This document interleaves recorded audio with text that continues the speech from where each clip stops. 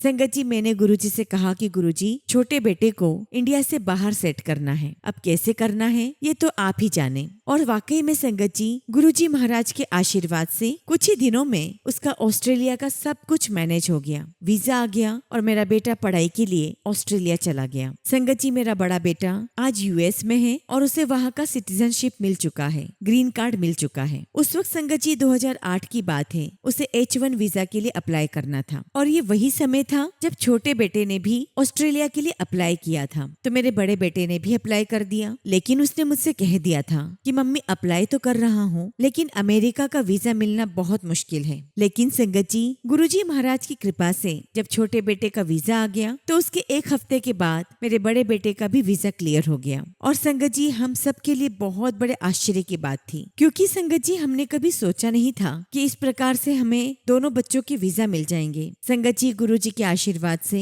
मेरे दोनों बच्चे एक हफ्ते के अंतराल में आउट ऑफ इंडिया चले गए। उस वक्त संगत जी हमारी जो भी कंडीशन थी, जो भी क्षमता थी, उसके हिसाब से हमने दोनों बच्चों का करके उन्हें इंडिया से बाहर भेजा। लेकिन आज जब सोचती हूँ तो बहुत आश्चर्य लगता है कि हम ये सब कैसे कर पाए, क्योंकि संगत जी उस वक्त हमारे पास इतने पैसे नहीं हुआ करते थे। और आज भी यही सोचकर बहुत आश्चर्य होता है कि इतने कम पैसों में हमने दोनों बच्चों को बाहर कैसे भेज दिया। और सच कहूँ तो संगत जी, हम गुरुजी से एक ही बेटे के लिए अरदास कर रहे थे, लेकिन गुरुजी ने दोनों बच्चों को बाहर भेज दिया। और जो मेरा तीसरा बेटा है, उसकी बहुत अच्छी जॉब मोहाली में लग चुकी थी, तो वो हमारे साथ रह रहा था और हम भी इस बात से बहुत खुश थे कि चलो कम से कम हमारे पास एक बेटा तो है। संगत जी, काफी समय के बाद उसके भी मन में आया कि मैं भी अप्लाई करता हूँ, और संगत जी उसने कनाडा के PR के लिए अप्लाई कर दिया और 1 साल के अंदर उसे वो भी मिल गया।